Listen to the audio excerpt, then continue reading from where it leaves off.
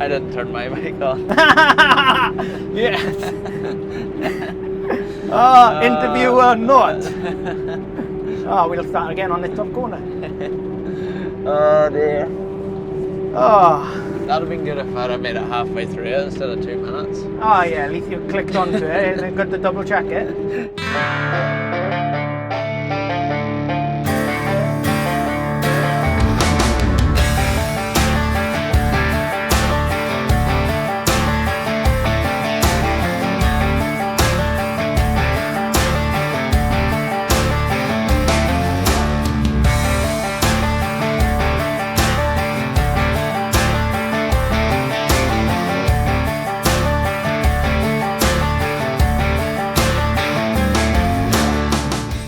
Favourite part of the job would be invoicing, because it's payday probably.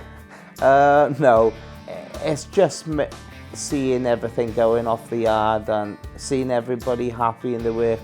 And on a nice sunny day like it is today, with the views and everything, it's brilliant.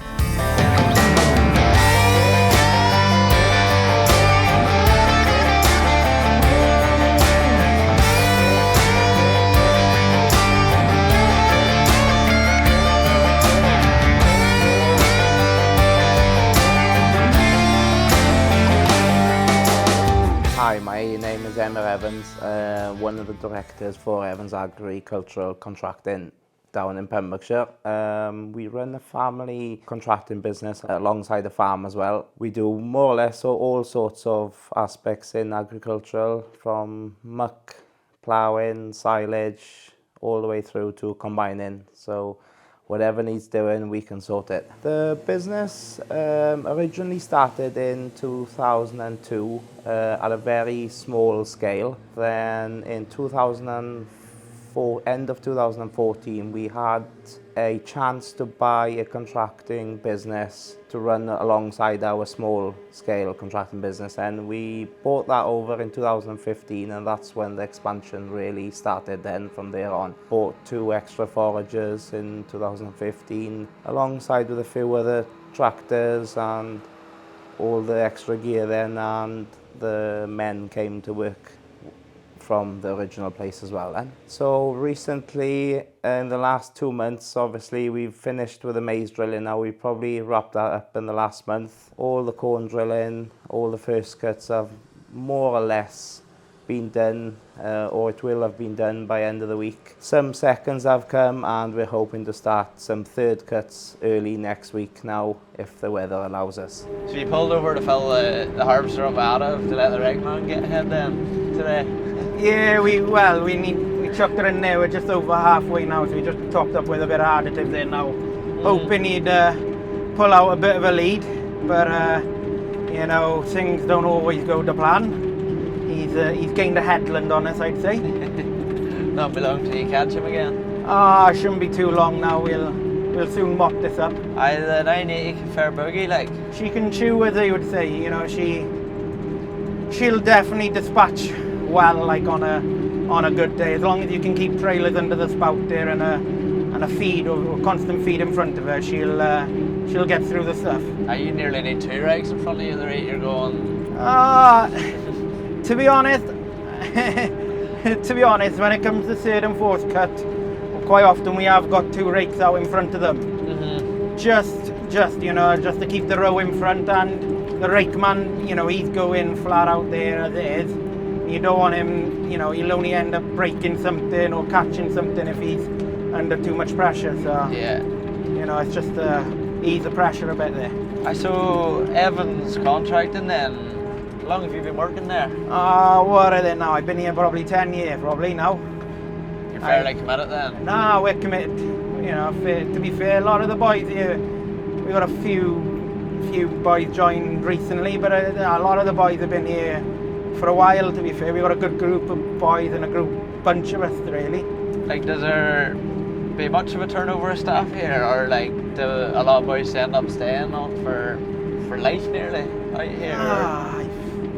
I wouldn't say boys stay for life, but yeah, you know, they always stay for a good period. You know, a couple of years would be a short term put it that way, you know. Yeah. Not often do you see boys leaving after a few weeks or something like that. The boys are always here for a decent spell. Like we might lose one or two, you know, for a winter in New Zealand or something like that.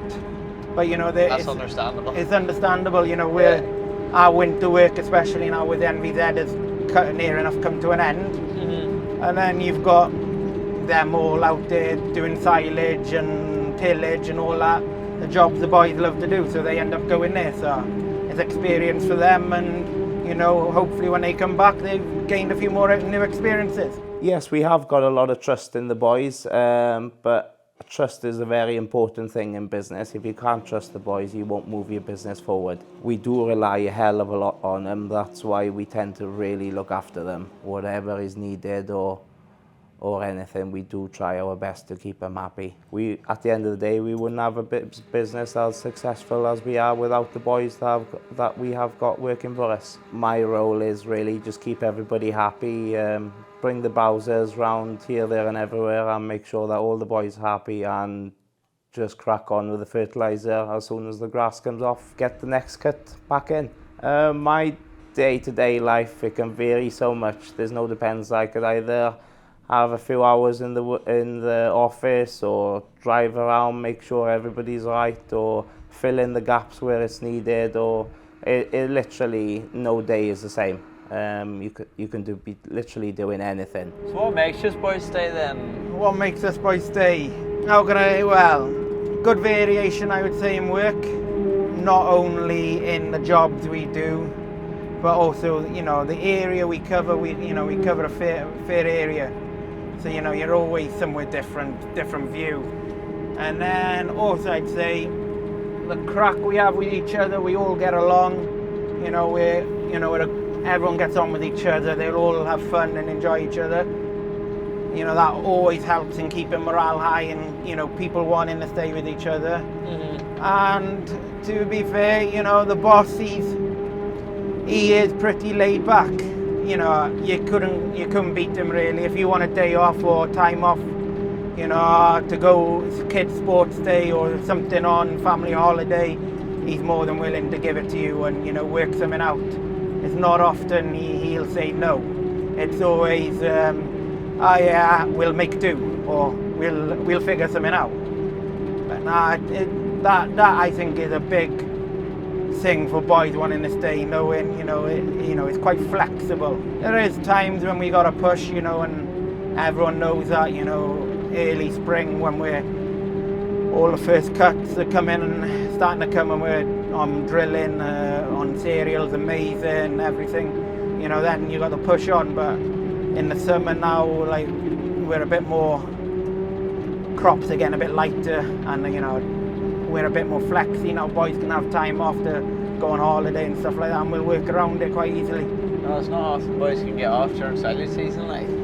Oh, I'm not saying boys want to get off, but you know, the missus always controls what the boys doing, innit? At the end of the day. That's true. There's not much you can do about that. No, there's not much you can do about that at all. At the minute, we're running all case Pumas and class foragers and class Lexian combines. We were John Deere up until 2014. We just changed to case New Holland, just for the simple fact, the price really. The John Deeres couldn't compete on the price. And to be fair, the case Pumas are a very reliable tractor. We've had some tractors up to 19,000 hours with hardly any issues really. We have had a few gearboxes go, but they tend to go around the 10,000 mark. We just put a new gearbox in or repair what's needed, and yeah, we just basically go from there. We try to do some of the maintenance in-house, but most of the forager work is being done by our local Riverlea dealer, which we get great service off them, and the case tractors from our main dealer, which would be A&M, and we've also got a good guy called Lee Jameson, which is a self-employed mechanic. He does a lot of our repairs. Without all them three, we wouldn't be here where we are today. The gear then, are like the boys, are you all in your own tractors, or what way does that work here? We've all got our own tractors, and they're like we all drive our own tractors. I would say 90% of the time. Odd time you might have to jump on another boy if he's off or something for like a Pacific roll or something like that. Yeah. You might hop on for a day or two, but it'd be rare enough. Yeah, rare enough. More than likely you'll be on your own kit. Like even the fact that you could be on the chopper a brave bit. Do you still have your own tractor then? I still have my own tractor. Yeah. Yeah, she's parked up on the yard today. Mm-hmm. To be fair, I was out on slurry with her yesterday. Did a bit of pumping, and then she was the first time I've been out on her for probably 2 weeks.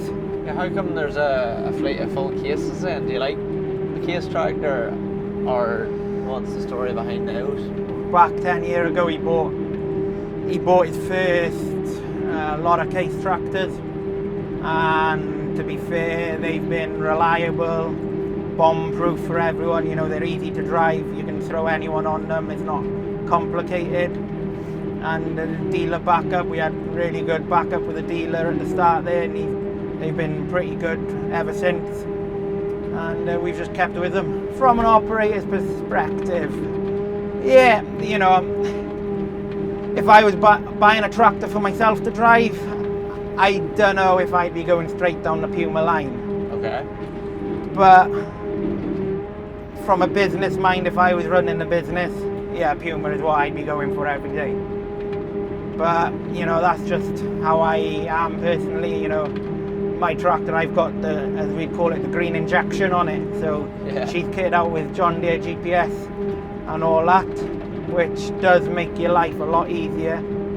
But then it does make you think, why not just go down that line anyway? But is that what you would buy then, if you had unlimited money, a John Deere?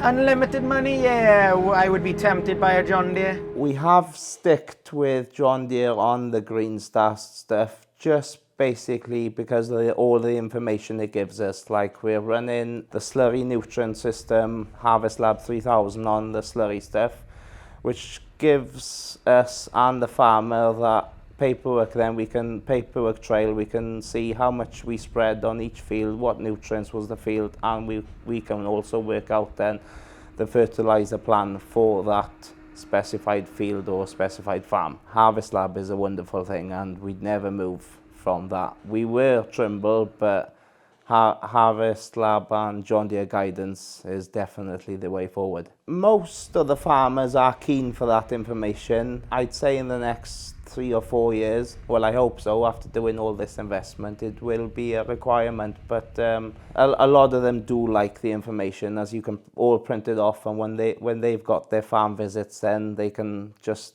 show them all the paperwork, what fields had what and everything, and it's all at hand, rather than scribbling down on the back of a notebook and trying to remember where did we spread slurry or where did they spread fert about 12 months ago. I don't actually work with the Harvest Lab, it's normally the slurry boys, but that's all I do is look at the records to see which fields were spread and how much nitrogen went out, and obviously because I do all the fertilizer, I can work out then how much fertilizer is required on that specified field then. And also it keeps me in a bit of a control when to mow as well then, because I know how many units a day goes out, and I know roughly when the next cut will be needing to cut. It was a slow progress to start off with, but they're all coming on board now. They can see that obviously in fresh multiple cuts, that's where the milk is, and that's when they make money. So it's not really a big problem then to go and get John Deere Green Star on the case then? No, it's not really. To be fair, the boy they've got down here that does the Green Star, he's very hot on it, and to be fair, you can't beat him. So it's very hard to go away. It would be very hard to leave the John Deere if they stopped doing John Deere on case. Yeah. So you're running the manure sensor and the slurry and stuff as well, aren't you? Yeah, we run 2 of the manure sensors on the slurry there. Just gives you more information that you can pass on to the farmer. especially with these regulations and people wanting to know more, and also gives you more of an insight to what's actually in your slurry that you're putting out. You can cut down then on how much bag you're putting on the field, whether it be when we're top dressing corn or just putting it on grassland. You know, you could even, instead of spreading slurry for gallons an acre or something like you'd normally be doing, or cube an acre depending on how you work it, you can go on nitrogen value and you could spread to a certain kilo of nitrogen an acre or a hectare and work it off that then instead. So if you got the manure sensing, how come the harvest lab is that in the works, or? Oh, that is a hot topic indeed. I would very much like to have the harvest lab stuck on a machine. It's just figuring it out and putting it into principle and down that line. It would be a next step, as you would say, in the process. You know, we're doing it on the slurry side now. It would be probably good to do it on the silage side then as well. We did have a machine on demo last year, and it had the class of equivalent of harvest lab on that then, and yeah, I found that quite interesting, quite good. But then it does come to this pros and cons. Farmers start asking questions then, and what's the moisture, and they tell you, you need is you're telling them what the screen's saying, and they're like, oh well, you'll have to stop then. Yeah. So yeah, too much technology can also be a bad thing. Slurry outfit at the minute, we decided to go down the engine pumps just for the simple fact to keep the depreciation costs of the tractors down. We originally bought a Wax Invader pump back in 2021. At the time, it probably took 12 months to do the deal. We were just humming and hawing. We didn't know what route to take because it was such a big outlay at the time. But we took the plunge. We went for the Wax Invader pump, and to be honest, we've never looked back. The Wax, that can move a lot of liquid in a short space of time. We're running 18-meter dribble bar on that with a front tank if needed, so we can top dress barley or save overlapping on the headlands. Then we decided, instead of running Doda pumps then on tractors, we decided to buy another tram spread unit this time then, an engine-driven pump, a contractor trailer, 2 years ago, and I bought another tram spread engine pump only last winter as well. Yeah, they're brilliant. They are brilliant, and the best thing about tram spread is it's a one-man job, whereas the Wax, if you want output and you want to clear the ground, it's good, but you do need 2 people on that job just because it's moving so much volume all the time. One person is constantly reeling in and out, whereas the tram spread, it's a lot more relaxed one-man unit job. The nurse tank and the tankers in the video, that nurse tank is the farmer owned in Newport, and he actually owns that nurse tank. We just use it when I need it. We do a hell of a lot of work for him. The tankers, we run High Spec and Abbey. Both are very good tankers. We can't complain about none of them. They're a brilliant service off both of them.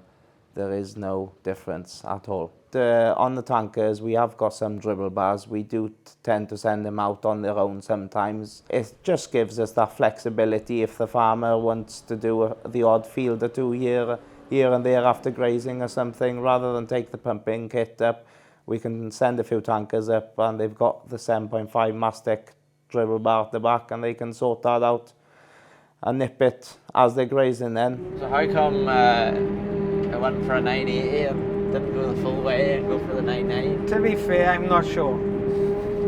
I don't know. We've got 2 of them, and I don't know why we haven't got one of the bigger ones. They say they're the same engine, it's just different computers. Yeah, if you had a wee chip, you could probably sort it. Yeah, if you had a wee man with a laptop, they'd probably be the same machine, just a different sticker. The reason we went more to the 980 than anything is we were running 970s before, and they changed the 970 to a straight 6. Yeah. And yeah, we weren't the biggest fan of them. They went lovely, you know, it purred along like a hell of a machine, but you couldn't kill them down like you can kill this down and she'll still go. The 970s you couldn't. You don't really notice a 980 in second, third and fourth really, but in Mays, that's where she'll come into her own there. She'll purr along quite happily all day long, chewing through it. And you know, that's where you're gaining on having a 980 over a 970 or any other machine really. We've decided to go down the 980 route. We did have 970s before. They a 17 plate and an 18 plate. They were good machines. Then I felt that they took a step backwards a bit by going into the 6 cylinder engine, so I wasn't sure about that. That was my personal opinion. That's why we made the jump to the 980 to go back to the MAN V12 engine, because we were used to the MAN engines on the 970s. Yeah, we haven't looked back really. The 980s are a fantastic machine, and I'd say they're more than capable to do our workload for sure, definitely. We have got a Class 900 as a backup machine when needed. Then we tend to use that if one of the 980s is on whole crop, or if both of the 980s are on maize at the end of the summer and somebody wants to get the late fourth cut in.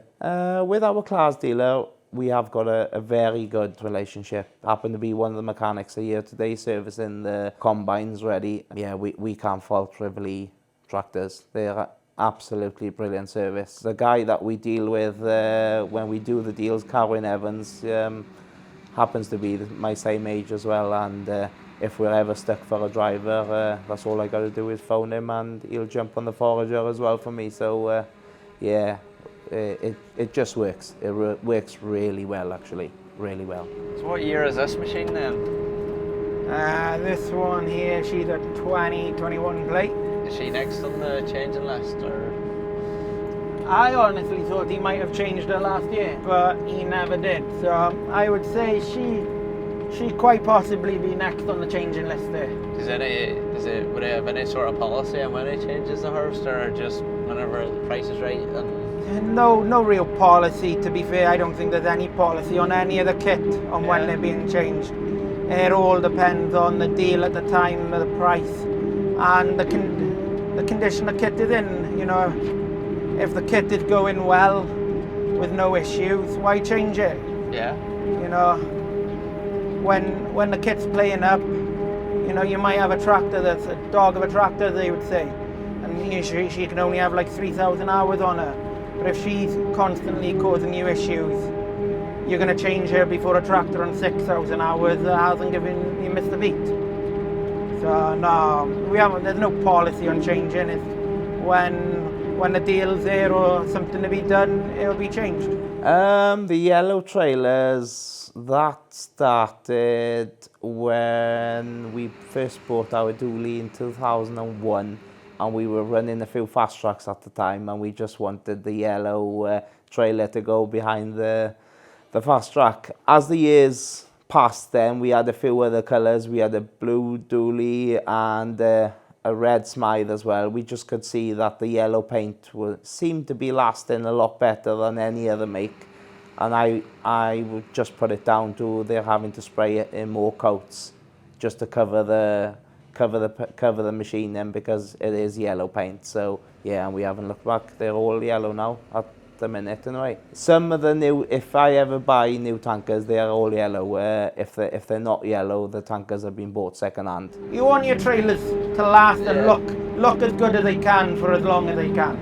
You know, as you've probably noticed, the roads around here, they're not the best, you know, overgrown and everything. So you want a trailer that's going to be able to withstand a bit of tree scratching and stuff like bush scratching and all that. So he wanted as many layers on the trailer then as he could get. And yeah. That's why he went for yellow. Yeah, that's why they went for yellow really. And then the other one is, you know, if you stick to a colour, everyone kind of knows who you are in the area then. Just became a done thing. Yeah, done thing then, you know. We had 2 tankers then, 235s. We bought them new and they came in yellow as well then. So it's just it's how it all goes now. Case tractors and yellow trailers, that's That is how you spot us boys, like. that's how you spot us boys around the county. And they're fairly easy to spot, to be fair. They are fairly easy to spot, you know. That is another benefit of them, to be fair, you know, they are easy to spot.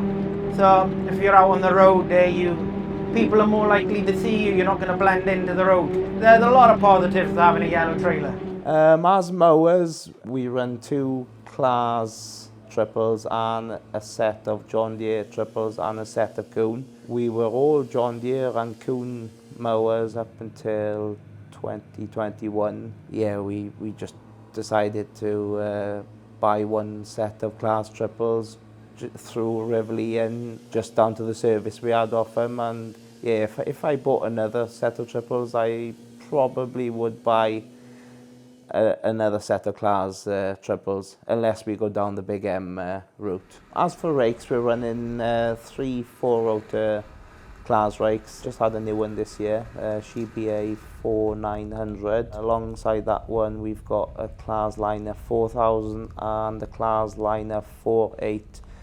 The 49 is a big improvement from the 4000 rake.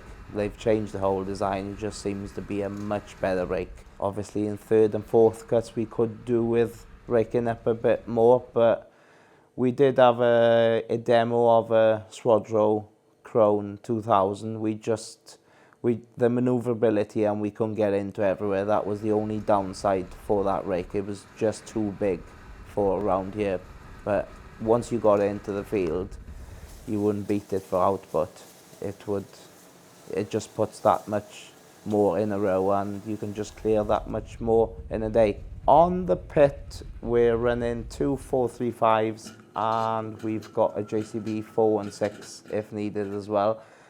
We keep the 416 mainly for shed work, just because it's that much lower, and to load the muck. I think the depreciation value on the 435s is way too high, and the running cost to be loading muck in Pembrokeshire anyway, just because we can't get the rates per hour for the machine. Have I ever thought about the 457? Yes, I suppose we have. I would like to see one actually working and what it can do first before I would actually make the purchase. I think manoeuvrability would be a little bit of my concern, because obviously we do so many farms, and well, not all of them have got the privilege of big pits. You have got tight places, and would she actually do them? I'm not sure. Where the 435 does cover more or less everything except from the sheds. So like, is there limiting factors with the 980? Like, what slows her down, the rake, and then boys keeping up the side, or? Yeah, the rake. Boy on a hill, be the boys trying to keep alongside her, especially when they've got 2/3 of a load or something. The grand going down the hill is coming back up the other way. Yeah. You know, they'll struggle there. And also, not too bad today, but the header sometimes, the header can be a little devil. But she seems to be playing ball today. If you've got a lumpy swath in front of you or a lumpy row there, she don't like that. Did you ever get a try at the new header? We've had a shot on the new header there. She went well, to be fair. But you know, I've been keeping an eye on Monk and Sons there, and I do like the look of them new Kemper headers. Yes. I would be very interested to see if they ever did manage to get one of them working or in production to go on a Claas. What I'm driving myself is a Case Puma 240. We had the chance off our local dealer to get one of the new tractors with the new cab. What they've changed in that cab is brilliant. It's a totally different machine. I know some of the boys have driven it with me. They don't seem to like it, but I don't think they've spent enough time in it to actually appreciate it, how different it is. It is totally different layout and everything compared to the old ones. They needed that change, and to be honest, before now, they haven't changed them cabs for the last 10 years, so they needed an update just to keep in the market. Obviously, I was a big John Deere man. Would I go back? I don't know. I tend to be very loyal to my dealers. It was a big move to go from John Deere to Case at the time. I felt like I lost an arm and a leg at the time, but no, looking back, it was a good financial move, and there's been no regrets really. The Case has really proved themselves, They might not be the comfiest, but they literally get started in the morning and they don't stop until late at night, and we don't hear nothing of them. They're literally bomb-proof, more or less. We do try and stick to making sure everything's the same, so every part fits each other if needed, just to keep the parts down really, and same filters for everything then. That's the main reason we've got two 980 foragers, so everything fits each other and they're all the same. Maybe I'm a bit old school, but loyalty is a very big thing to me. Like, I think if the farmers are loyal to you and they give you all that work, you need to be loyal back, and the same goes to the dealers. You have to have that nice relationship, I think. Otherwise, the relationship just goes a bit volatile. What's your favourite bit about the job then? What keeps you at it? Variation, being able to, you know, different jobs, different areas and all that. And also, when I left school, I didn't really think I'd be going into contracting. Although I'd been a farm boy since I was younger.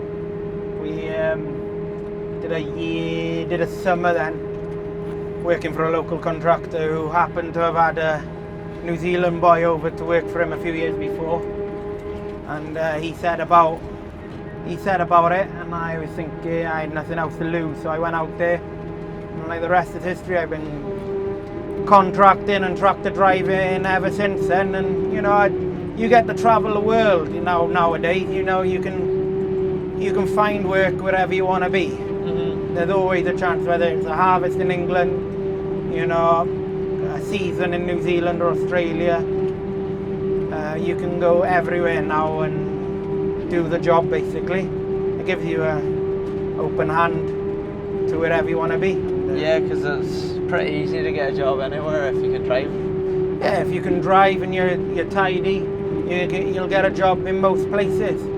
You might have to, you know, you start at the bottom or something like that, but you work your way up. And, you know, good boys will always find a place then. The most challenging factor as a contractor in Pembrokeshire is probably the weather. We have had some very challenging years. Trouble is, when it rains, it doesn't know when to stop. This spring, yeah, it was a very dry spring, and it was a pleasure to do work. Like, you could plan day on day with no hiccups, and everything was running smoothly. But we've had years in the past, we've mowed one day, we're meant to be there tomorrow, and we don't start picking up until 4 or 5 o'clock the following evening, and we're having to go all through the night. So it just varies. It's typical Pembrokeshire weather, basically. We do rely a lot on good weather. I've just been very fortunate that my family, my mum and dad and my brother have been very supportive behind me, and Graham Parks, which would have been the contractor I took over, because without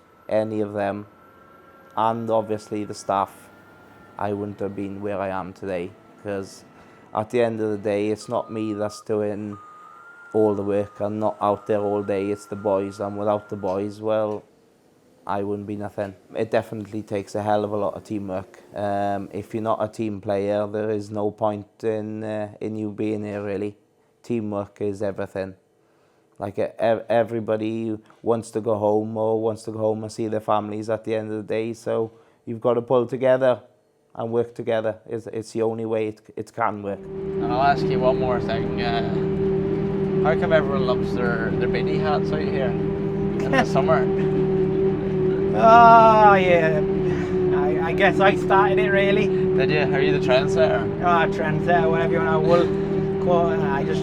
I always, for some reason, always had one on. Never really took it off, and everyone seems to just join in now. Bit of a woolly hat contracting kind of thing. woolly hat, yellow trailers. Oh yeah, woolly hat, yellow trailers, you got it.